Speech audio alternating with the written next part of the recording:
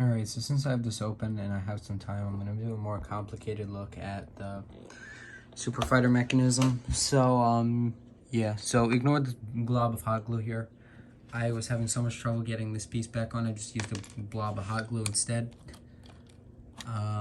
So yeah, I'm going to be explaining it. So that there, if you can see, that's the motor with the motor shaft gear connected. If your Super Fighter or Turbo Fighter is jamming issues, it's that gear is split and needs to be replaced. This gear is what kind of switches the walking off. While this runs, this will go up, which will disable the walking. I know you can't see it and I don't want to pull this out, so let me grab my other mechanism that I have on hand to show it. Just to be clear, this is the button. This is a slightly different model, but yeah, so under this all would be this, and there's basically a hole that's there for, oh wait, I had this upside down, my bad. There's a hole here where this sticks out, and basically when this goes up, the walking gets disabled because the gear no longer makes contact with, where is it? With this whole setup. There's a gear on there, this would be there, and it would make contact with them. Here we go. This.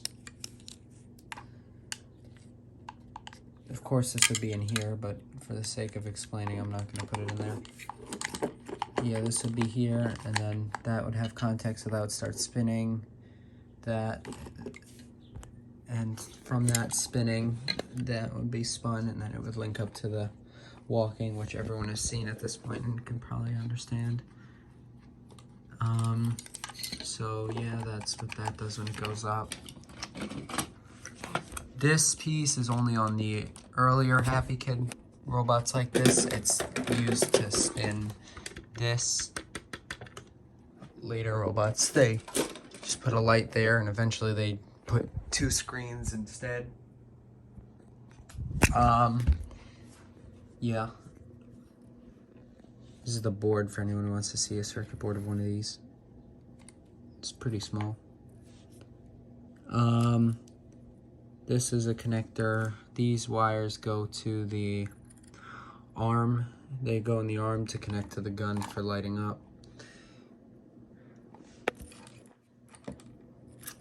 And the other black wire, this is for the battery. It kind of, no, you can't see it, it's behind the board, but it connects right there. And then there are those wires there. I know I've done 2 videos of this running already, but I'll show it again and kind of explain what's going on.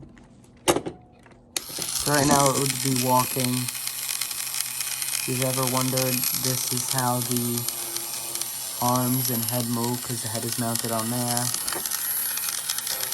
And yeah. Now it's walking. See, when that lifts up, it also connects to a different part of the mechanism, which starts spinning this, I believe. And I think this, no, this is always spinning, my bad. But yeah, it links up all that.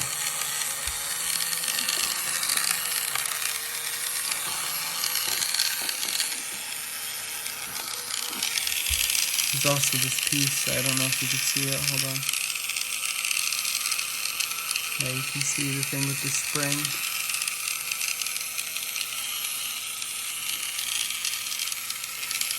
I'm actually not sure what that does, but I know that has a purpose. See, this shuts off when they're side to side.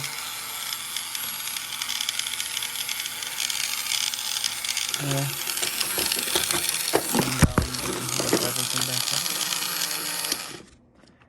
And yeah.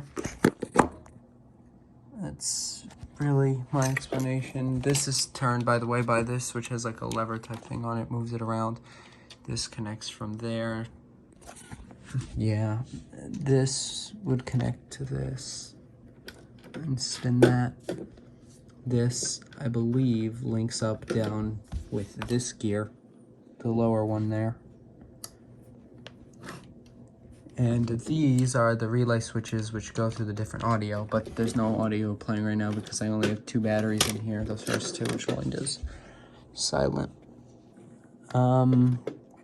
So yeah, these are basically some relays, because let me show you what happens and how these get hit. As you can see, they get pressed up there, and it goes through the different audio.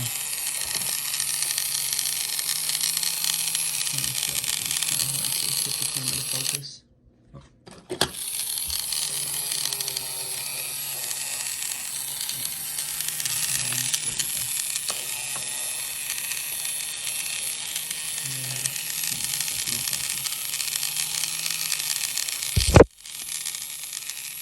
Yeah, that's as good as you're gonna get. That's how it was used for different audios, just those relays. That's the thing goes up and down.